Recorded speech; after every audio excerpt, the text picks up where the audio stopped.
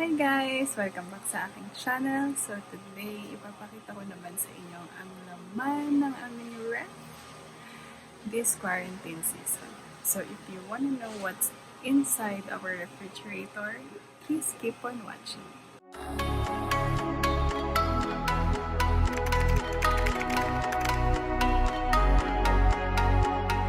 So guys, ipapakita ko sa inyo yung laman ng aming refrigerator for this quarantine. Pero this is not to brag anything or whatsoever.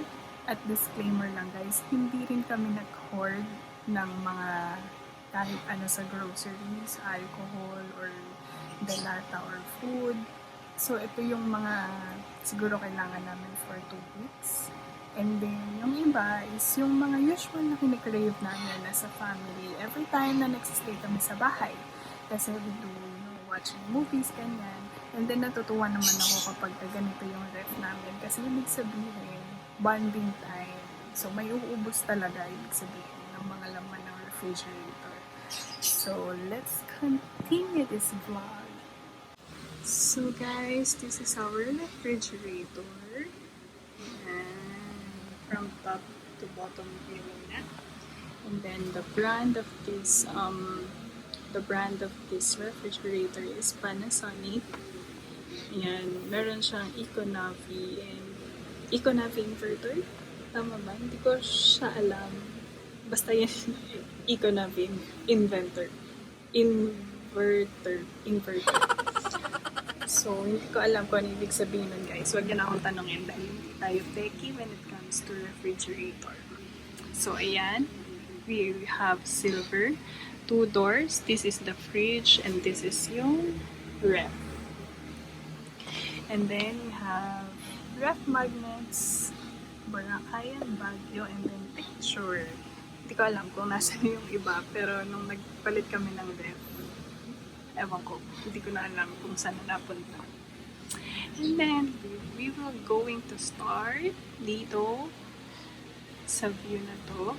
So, these are yung aming mga delata na nabili sa grocery. So, guys, konti lang talaga yung aming delata na nabili. Kasi, baka naman hindi rin namin makonsume kung dadamihan namin. So, yun lang yun, guys. And then, second part is this one, yung aming fridge. Open natin. Sarap makita ng ref na ganito. So, we have ito yung sa ice. Manual siya, guys. Kasama na siya nung pinurchase namin itong ref. So, ito yung ice niya. Ice bucket. And then, manual siya na ipinipihit na ganun. And then, yan, lalagyan mo siya ng water dyan. Tapos, ito ice din to, guys. Kasi, pang extra. Since mabilis naman siyang mag-yellow. So, kailangan namin maraming ice. And then, this one is lumpiang Shanghai.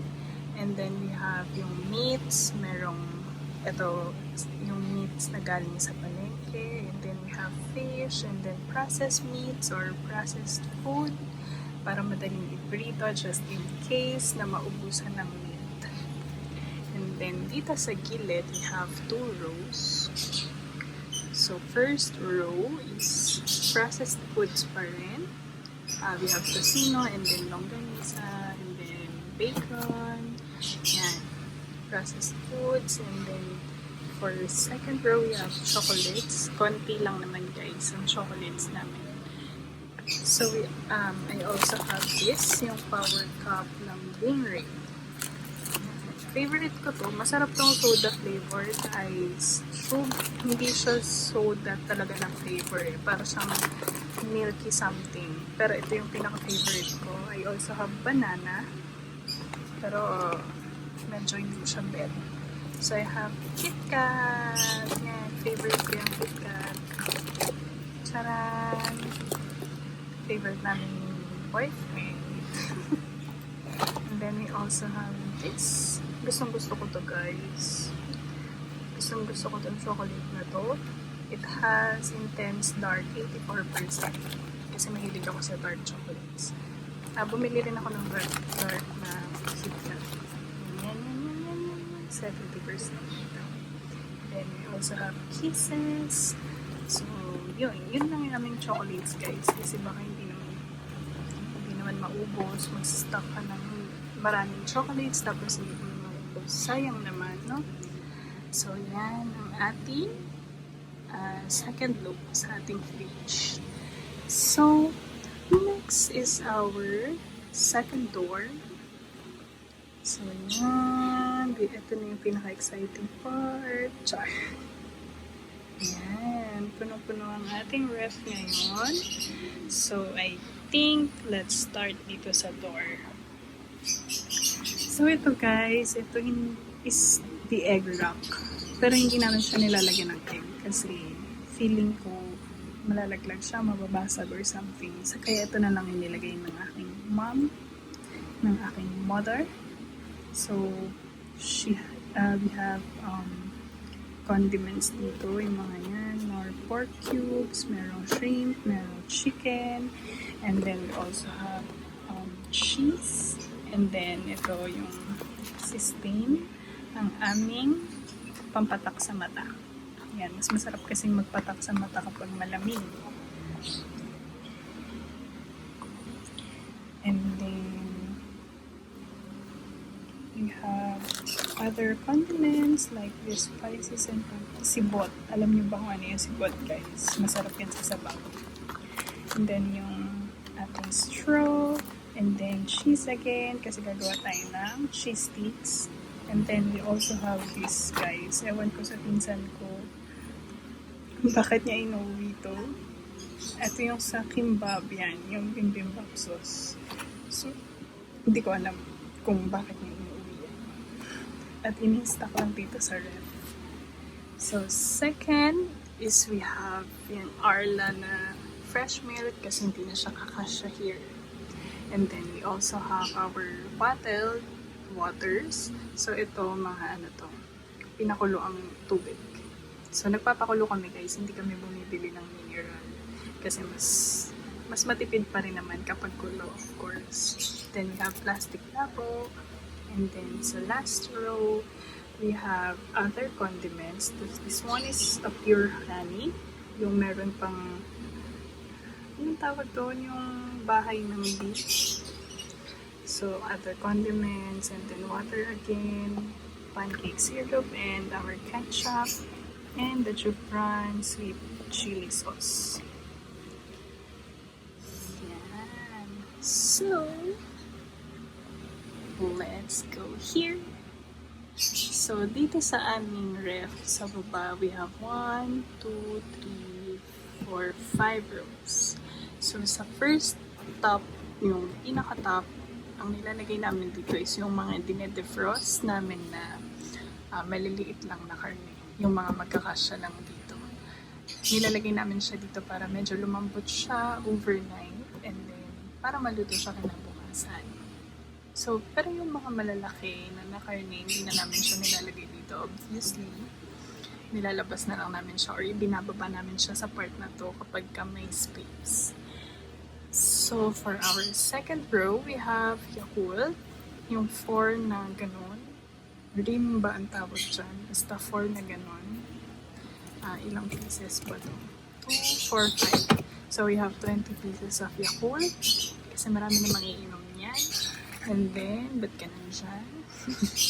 We have mots na juice, apple juice. Of course, we need to be, healthy. No sugar added. 100% vitamin C. Diba? Yan. And then, we also have cheese whiz. Ito guys, kaya siya ganyan kalit dahil tinry ko lang siya. Milkier, pero hindi ko siya bet. Mas gusto ko pa rin yung Arla na cheese spread. Ano ba yun? And then, we have deep yung mga Clara Olacia, guys. Salsa, ito natikman ko na masarap siya, guys. Most especially pag ihalo mo siya dun sa cheddar cheese ba yun na Clara Olacia. This one is hindi ko pa natikman, yung jalapeno cheese. And then I also have hoisin sauce. And this is a Vietnamese sauce, guys. Every time na gumagawa ako ng veggie wrap, ito yung sauce ko. And then we also have kimchi. Kasi yun nga, may fish na stock. And then malapit ng mahal na araw. So fish and gulay na naman tayo. So we have kimchi.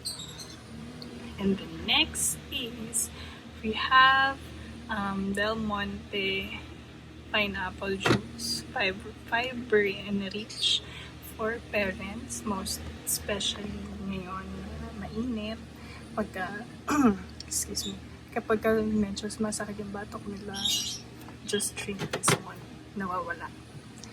And then we also have Coke, and then mug is for me and for Papa, so favorite namin dalawa yan. And then we have Del Monte sweet chili sauce for Shanghai. And then we also have Lady's Choice sandwich spread. Yan, mga palaman namin. And then we have lollies here para sa kids. Sa mga pamangkin ko pag nandito sa bahay, naghahanap lagi ng candies. And then we have yung Jufran na na-open na. And then spaghetti sauce. And then sa pang ilang row na to? 1, 2, 3, 4. So fourth row is we have Zesto Big Orange, Zesto Big Apple. Yan, puno yan guys ha. Guys, hindi to hoard ha. 2 box lang to. Ito isang box. Parang 10 pieces sa isang box. So yun lang yung kinuha ko. And then we also have Sprite and Royal. Ito kasi gusto ko minsan uminom yung Royal and Sprite. Or kung sino man ang gustong uminom, of course, free silang kumuha dito sa ref. Yan yung mga favorite namin inumin every merienda. At saka nanonood ng movie. And then dito sa fifth row, we have vegetables. Yan, medyo magulo guys. Hindi ko na inayos kasi this is not my hindi na siya sa akin. Sa mama ko na to. So yan, vegetables, and then yung mga natitirang chips minsan, dito namin nilalagay. And then, yan, for vegetables lang yung part na to. So this is not my territory. So yan guys, ang ating refrigerator. Yan ang laman for this quarantine vacation.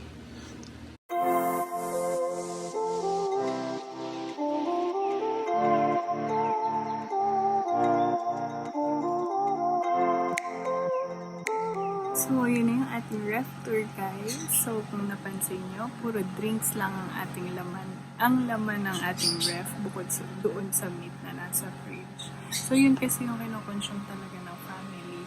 Most especially sa mga ganitong panahon, yung magkakasama kami, o kumpleto kami sa bahay, nagbabakasyon kami, ganyan. Kasi yung food madali lang naman eh. Pero yung drinks kasi minsan parang yung hinahanap mo pero wala sa tindahan. Parang ganon. May mga ganong juice kasi, or may mga ganong cravings ka kasi. So, saka para malesen na rin yung paglabas-labas ng bahay. Ayan, nag-imbak na kami sa ref ng mga favorite namin. So, yun lang guys, ang ating ref tour. So, I hope you enjoyed this video. Please don't forget to click like and subscribe. I'll see you again in my next vlog. Bye guys. Thank you.